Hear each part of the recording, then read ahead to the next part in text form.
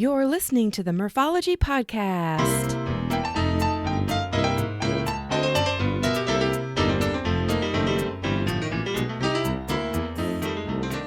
Thanks for tuning into the Morphology Podcast, aka Murph here to share interviews about biking experiences from cyclists who have pedaled to places all over.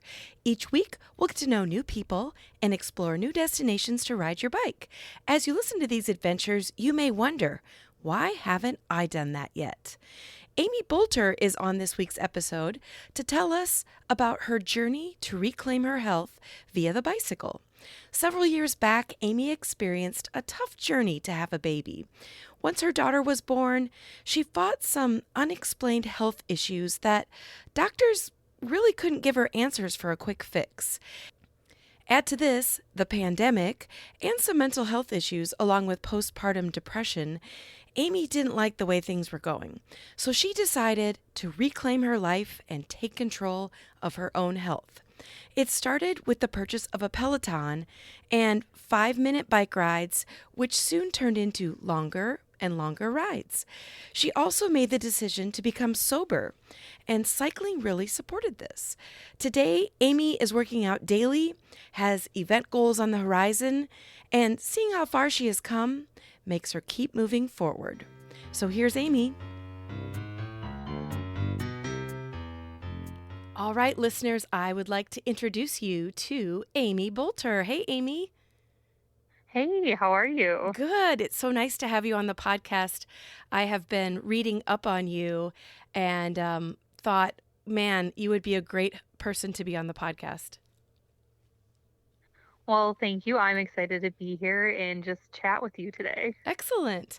Well, if anyone out there does not know Amy Boelter, Amy was featured in Bicycling magazine not too long ago with a great article on how cycling changed you. I don't know if you want to actually say your life, but literally changed you. So I want to get into that with both, maybe mental health, physical health, sobriety, all kinds of different facets into, the word health and the word changing you. Yeah, it's been a really incredible journey, and like you said, it just changed me in a number of ways. Mental health, mindset, physically. It helped me with my sobriety early on and supports it even today. So I'm really glad to share all of that with you. Oh, excellent.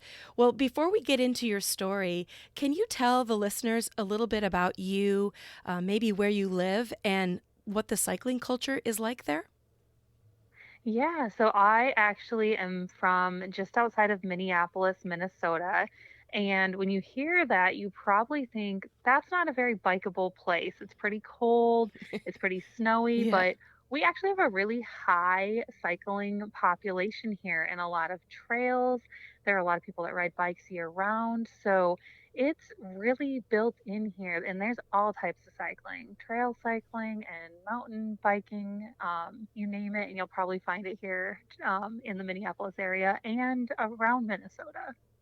Excellent. I've biked in Minnesota many, many times, but it's been mostly like on the Root River Trail or a little bit more what is the one called? Paul Bunyan Trail. So like more remote areas, but I just like you mentioned, I have heard so many times that the trail system in the Twin Cities area is spectacular.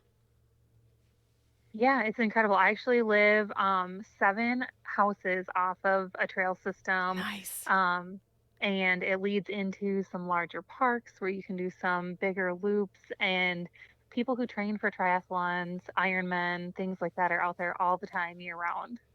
Wow. I mean, not that you would need an excuse, but when you're 7 houses away from a trail, that's pretty incredible.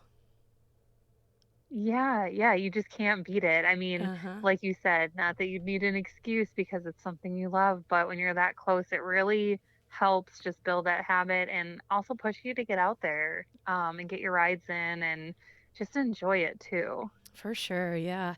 And when you look at, I know you're going to tell us your story on how you got started into cycling, but what sort of cycling do you do right now? And what I mean by that is, are you mostly, mountain biking on single track and doing sweet jumps, or are you more gravel, or maybe you're indoor cycling?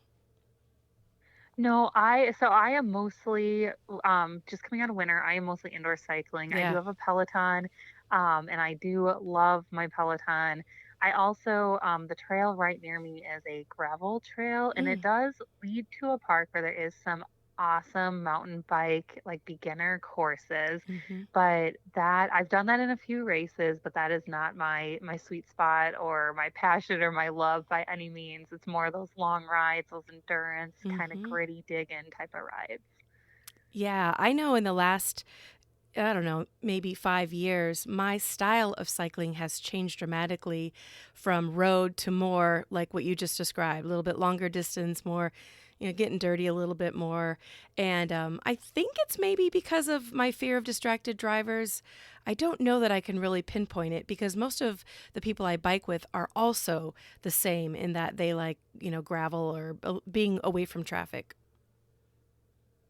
Yeah, absolutely. And, on these trail systems too, they're paved, but they go through these quiet, naturey areas. And so when you're doing some of that road biking, you do get into that, but especially living in a suburb and right outside the city, you're not seeing like the beautiful scenery and the, rolling meadows and the deer that are off in the field. Like I Yeah. love all that. I love getting to see all of those pieces when I'm out riding. Yeah, and just being able to, disconnect a little bit from the hubbub.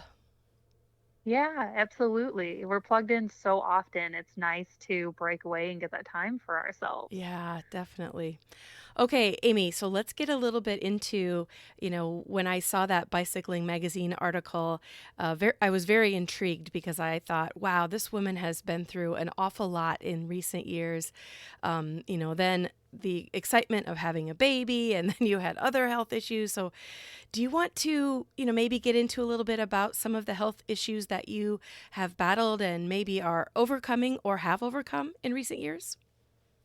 Yeah, absolutely. So I'll kind of just walk it back a little bit. Sure. So I had a tough road, tough journey to have my daughter, and that led to the discovery of some health issues, polycystic ovarian syndrome, and things like that. But also, it really brought out a lot of mental health challenges for me, Mm, depression and anxiety, and things that really crippled my life from where I had been prior to that. And we finally had we finally got pregnant and we had our daughter, and I just wasn't really shaking those pieces off. And mm-hmm. then about a year, I think she was about a year old, I started having really just lots of health issues, and they weren't really explained. Like just a lot of digestive stuff and kind of reflux, but it wasn't acid reflux. And I saw every doctor and tons of gastrointestinal Oh man, specialists yeah. and um, wasn't getting answers. And I thought, I have to take control of my health. I have a young child, Mm-hmm. and I really have to turn this around. So when I didn't find answers there, I thought, what can I control? I actually had a bit of a wake up. I saw a preventative cardiologist and all this for high blood pressure. And she said, you need to make some changes with your diet and you need to be exercising. And I thought, okay, what can I do? Mm-hmm. Um, and that's really where everything began for me. And today, through reclaiming my health and pulling it in, obviously I'll have PCOS for life, but I have it really controlled. Mm-hmm. And all my other issues, all my other health issues have really cleared up. Wow. And I am, probably the healthiest. I feel the healthiest I've been in my entire life. Wow, congratulations. Thank you. Yeah. And can you, pinpoint maybe isn't the right word, but think back, right? So you have a very small child. We'll just say she's a baby still because she was tiny, that you're, trying to figure out motherhood for the first time. You're facing a lot of mental health issues as far as, depression and anxiety, like you mentioned. And then on top of it, you got like physical health issues, and you go to the doctor and they're like, yeah, we don't really know what's wrong with you. Like, how did you, like, okay, I understand that you're like, all right, I'm going to start getting healthy on my own. Do you remember a time when you actually stopped thinking about it and started doing it? Because that seems incredibly difficult. Yeah, I didn't I had been in the gym. I had always worked out prior to all this, and I couldn't really get back to those things with having a little baby, and she Mm-hmm. was home with me a lot. And I was actually starting a new job during this time. So I talked to my husband, and at this time, this is like the height of the pandemic, and everyone's posting about their Pelotons. And I was like, hey, I think I need one of these bikes. Yeah. And my husband was like, that's a huge investment. um, I've never seen you really bike. Like, what what do you mean you need this? Right. So And honest statements from him, right? yeah, Yeah. yeah, in concern, right? Like, Right. okay, we're gonna spend all this money and you're not gonna use it. So he said, look, we can get it. There's a 30-day trial. In 30 days, you have to ride it 25 times. And I was like, Ooh. I'm gonna prove him wrong. And I got the bike, and I decided I was going to prove him wrong. I rode it 28 times in 30 days. Wow. And what I loved about it is I could do a ride anywhere from, a 5-minute warm up ride to really my max at that point was a 20-minute ride. But I knew for my health at that time, I was getting a good workout. Mm-hmm. So and then I just developed this mindset. It's in my office, it's in my house. I can get on this thing. Right. Like, Yeah. I don't have there's no reason not to. So whether I do 5 minutes or 20 minutes, I'm always going to have that in my day somewhere. I'm just going to do it. And it started as like proving him wrong. So it worked. Yes, yes it did. Um, Wow. I. and that just built and built because then it became fun. And there's different instructors and people, and you kind of like what they have to say, and they're really positive. Mm-hmm. I did a ride by one of the instructors. Her name's Kendall Toole, and it was a mental health ride. And I, like, as I was going through so much of the time, I remember just crying on my bike, but then getting off and being like, I'm gonna be okay. Yeah. God, that's great. And to think all of this was happening while COVID was going on. So, like, talk about stress coming from the outside into your home. I mean, we all faced it. So, that's just a crazy time for everyone. Yeah, it was. And on top of everything else, I have a new baby, I'm facing health issues. I went to come off maternity leave, and I work in research, so there was no role for me at the Oh. company I was at. They were going through furloughs and eliminating people, and they were wonderful. Like the way they handled everything. But then I was starting a new job in the Mm. midst of all this Hmm. in a slightly different industry. It was still research, but it was like a chemistry heavy area. Um, and so I think then, getting that ride in and getting that biking in really became almost like my stress relief or a way to cope with Hmm. all the craziness that was going on around me. Excellent. I don't own a Peloton, but I can certainly relate to that feeling of once you actually get on the bike, then it's all bets off. As soon as you're done, you've had the best ride of your life for that day, whether it's 5 minutes or 20 minutes or 2 hours. So I can definitely relate to that. Yeah, absolutely. So then there was also a point in your life, and I don't know if it's while all of this other, uh, mental health, physical health, new baby, all of this was happening at the same time, but you also decided there was a point in your life that you wanted to become sober. Do you want to touch on that a little bit? Yeah. So I had drank socially really since college, even before that. Hmm. And it, my drinking was always a bit problematic. And it's just like I would overdo it, or I thought I was having fun, or I like to have fun. And for years, I kind of questioned, like, oh, I should cut this back. Oh, I should slow this down, but Hmm. didn't really take any action. So, in the midst of having all these health issues, I had to go on antidepressants, and that's when my daughter was little. I was really struggling with postpartum, and I just thought to myself, if I have to be on antidepressants, I need to not be drinking. Hmm. But it wasn't that easy. I think the pandemic, I was one of those people that almost kicked up some of my at home drinking, and it became like another coping mechanism. And then I I just had some things happen where I would say it was like a rock bottom for me, and I hate using that term, Hmm. but the thing I like about it is I feel like when we hit bottom, we bounce.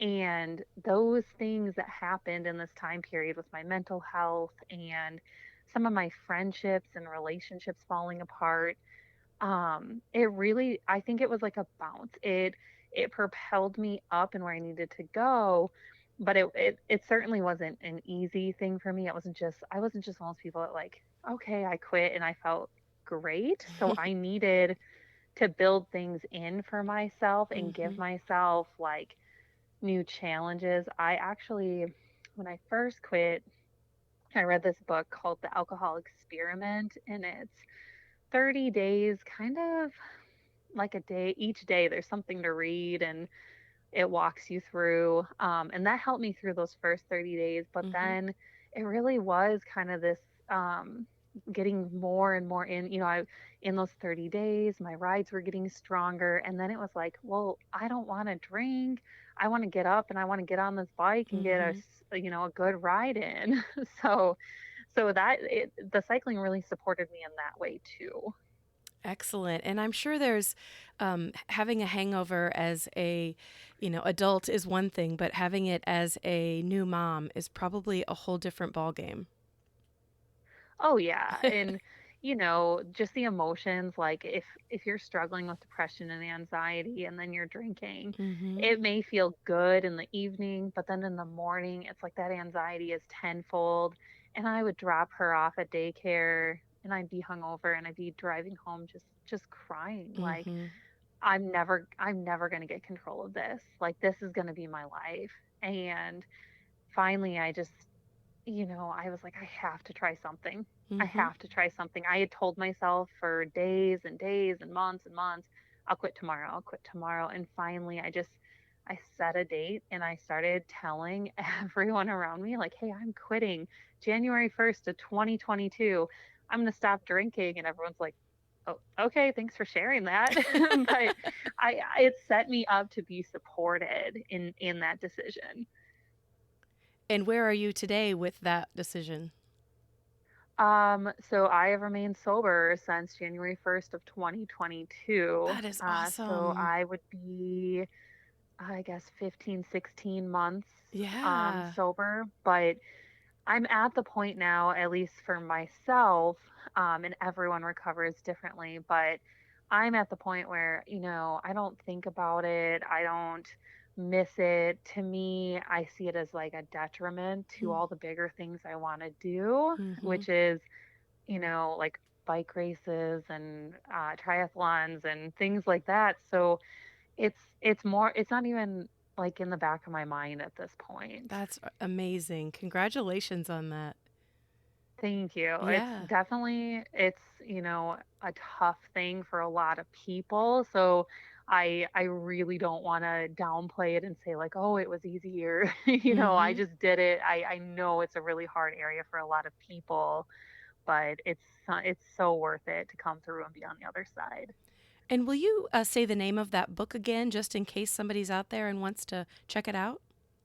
Yeah, so it's called The Alcohol Experiment by Annie Grace, and she's written several books in the quit lit space.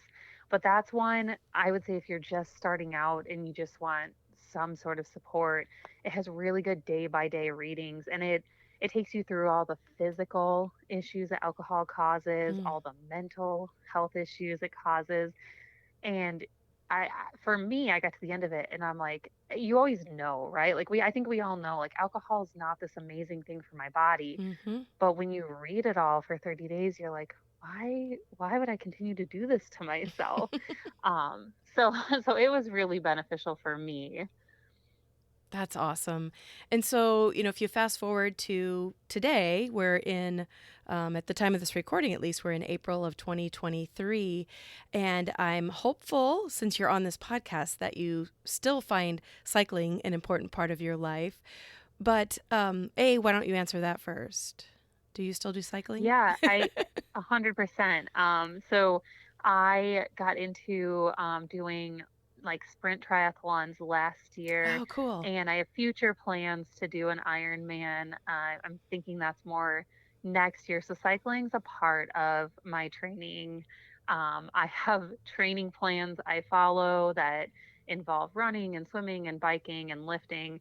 And I work out anywhere between 2 and 3 hours a day, but Oh, cycling is wow. a huge, huge part of it and a huge passion involved in it. Yeah. And so I may be, or you may have already answered this question, but do you think most of your rides are for fitness or for fun or maybe mental health? Can you make a decision when you're on your bike why you're on your bike, or is it just for all of it? I would say it's like a melting pot of all of it. I mean, there Yeah. are days I know, like, especially in the winter when it's doomy and gloomy here, I need that for my mental health, and I just know that. It's like we are getting on the bike today to turn this around. We're Yeah. feeling, we're feeling ick, we're feeling gross.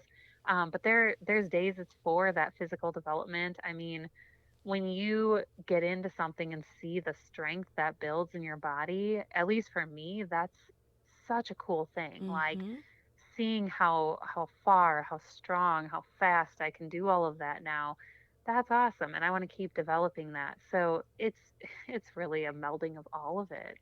Sure. And when you talk about triathlon, you have to mentally prepare yourself for, you do your first event, you jump out of the water, and then you got to start over and do a second event.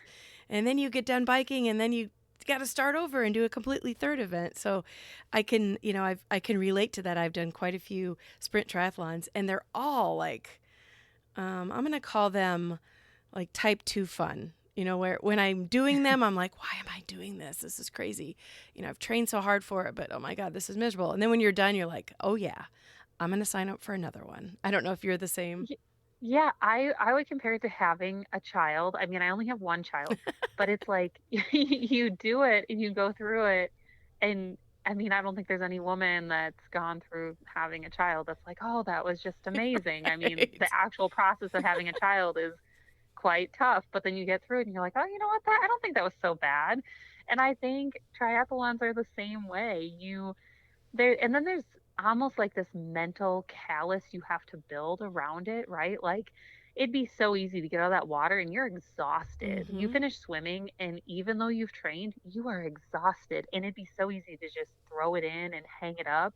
So throughout your training, you have to build that up just like you would, your feet or anything else. You have to callus the mind the same Mm-hmm. way. Mm-hmm. And there's also it's like finding joy in it, right? Like I don't want to say finding joy in suffering, but like the race is almost like there are parts of it that feel like suffering and you have to go, okay, yes, there's these miles to go, but what is the, what's the final result? I'm going to Yeah. finish this race and whether you're racing them for charity, I don't, I just do them because there's something in me that has decided that's a super cool way to spend a lot of my time. Mm-hmm. But it's an accomplishment, and I think when you accomplish something like that, it just makes you tougher for day-to-day life, and I think we all have to be a little tougher. This world has gotten a little harder through Sure. everything. Isn't that the truth? Wow. So you look at, I'll take triathlon specifically. This means that you are not only biking, but you're also either running, jogging, walking, whatever you want to call it, and then also swimming. So what do you think motivates you to keep cycling?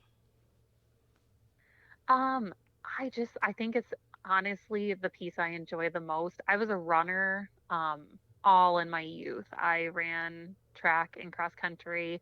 And I had some injuries, and somewhere along the way, kind of lost the passion for that, and that's been restored. But there's something about cycling for me, and I can't put my finger on it, that is just so enjoyable. I Mm, don't know if it's the turnover of it, or there's almost like a flow involved in it, and I mm-hmm. feel like when you're going, it's just like this amazing experience. Even when it's tough, it's just like, I don't know how to explain that, but it's just this, maybe it's an endorphin rush, I don't know.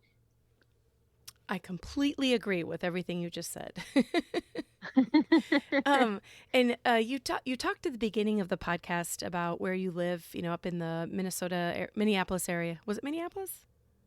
Yes. Yeah. Yep. You talked about being in the Minneapolis area and what cycling is like there. Do you have any places that you've explored, like while you're on your bike, that maybe you'd want to share with listeners?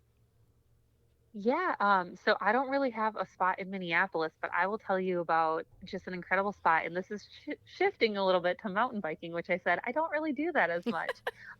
But I've done this race the last 2 years in a town. I think the town is Cuyuna, in a little bit more north in Minnesota. Mm-hmm. And it is the old Iron Range. And what they did, this town was, um, one that like not a lot of people went to. There wasn't a lot of tourism there or anything. And there was this beautiful park, and they thought, let's put in some mountain biking trails. And if you're a mountain biker, you have to come ride it. It's red dirt trails, the turns and everything. I mean, they have from beginner up through like advanced type courses, but you come around these curves and you have these beautiful views of these little lakes, and they are clear all the way to the bottom. It Nice. is gorgeous, absolutely gorgeous. So, and that race is super fun because it's a triathlon, but instead of swimming, you're paddling. So you're on a paddleboard, Oh. in a kayak, or in a canoe. And that's in those like clear water spaces? Yeah, yep. It's in the Oh. one of the larger Clearwater lakes, and I want to say it's a 3 mile round trip, kayak or canoe or paddleboard. And then the bike is about 8 miles, I believe about 8 miles of that mountain biking. And then you finish with a 3 mile run. But it Oh, wow. is beautiful. It is fun. It's always in the summer. I want to say it's like a June race, Mm-hmm. and we have loved it every single time. Unfortunately, this year we don't get to do it because we're going on a family trip to Spain, Oh, wow. but it's one that we keep on our radar for sure. Yeah. And I'll put in the show notes. I'll look up that actual race and put it in our show notes. And then also, I had the opportunity to speak with one of the guys who was on, the board that founded the whole Cuyuna Trails. This was Yeah. several years back, and the story is amazing. And you said it well in that it wasn't really that popular of a community or a town, but they took all this unused land and said, let's do something with it. And they got the funding, and it's definitely on my, let's call it a bike it list. Yeah, absolutely. You should for sure do it. Yeah. So when you go to Spain, will you be able to do any biking, or will you be going with the whole family? So we're going with our whole family, and then my sister's family, and then my other sister. But what's interesting is my younger sister is also super into biking. Oh. She did this whole thing a couple, like, I don't know, 10, not 10, probably 5 years ago. It was before she had her daughter. They're a one car family, and she did a lot of biking to work, and she was doing a lot of cycling. So it's it's kind of interesting how those things build into families. Mm-hmm. And then, besides, heading off to Spain and the Cayuna, are there any other adventures on your horizon, at least at this point? So just that Iron Man, which like I said, it's at least a year. I'm just this summer, we got a puppy, and I Oh, just don't have the capacity to train for an Ironman Yes. right now. I mean, the hours involved in that, you're looking at sometimes 6 to 8 hour training days. Wow. And it's just not something with a toddler and a puppy I can do. But I'm hopeful that if I get another year down the line, I can convince my husband, to give me the time to do that. Yeah. And have you decided which Ironman you're going to try and shoot for? I think I want to do Panama City Beach. My husband attempted it Ooh. last year, so he's super into all of this too. And it was just a beautiful area, and I love Florida, so I think Yeah. that'll be the first, and then we'll see where it goes from there. Because I don't know. I know you mentioned you've done triathlons, but I feel like as you do certain races and get certain distances under your belt, it almost becomes like just a part of you that you Sure. Yeah. you can't shake. Like everyone says I'll do one, and then all of a sudden you hear the people that have done like 5 Ironman. So I Right. wouldn't count myself out from joining that club by any means. And if you're going to do your first one, you have to go somewhere beautiful, like you said, in Florida. Absolutely. And it's like November in Oh, yeah. Florida. So Yeah. that's when it starts getting cold up here, but we get the whole summer as this beautiful training season to do a lot of that training outside because I just don't find training indoor to be comparable to training outside. Sure. Yeah. Well, I'll be at least one person that you don't really know that'll be cheering you on for that. Well, thank you. Yeah. Thank you. I appreciate that so much, and I'll stay in touch with you too and keep you Yeah. updated. Yeah. Well, before we end, looking back at all that you've been through and where you are today and, how cycling is affecting you now and into your future, any like tips about biking and health that you could give the listeners?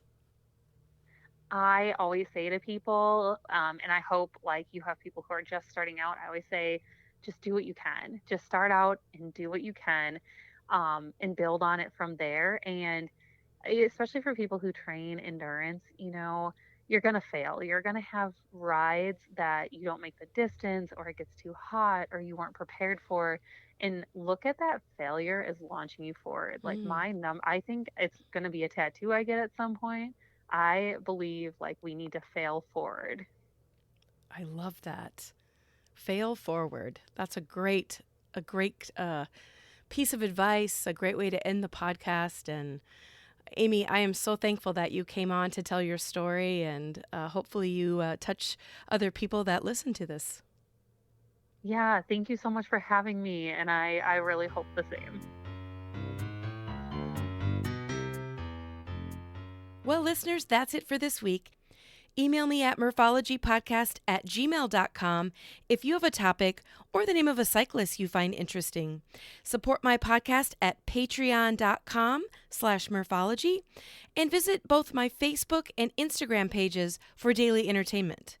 I have more great episodes in the pipeline, so I hope you continue to be a Murphology podcast listener.